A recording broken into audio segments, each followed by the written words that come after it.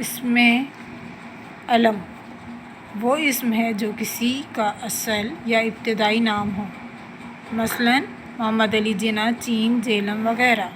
خطاب یہ وہ نام ہے جو کسی فرد کو حکومت کی طرف سے بہترین خدمات کے صلے میں دیا جاتا ہے، مثلاً نشان حیدر، ہلال امتیاز، سر وغیرہ۔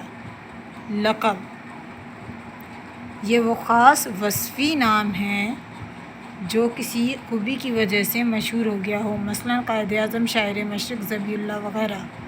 کنیت یہ نسبتی نام کی حیثیت سے اصلی نام کی جگہ استعمال ہوتا ہے، مثلاً ابو ایوب، ابن آدم، ابو ہریرہ وغیرہ۔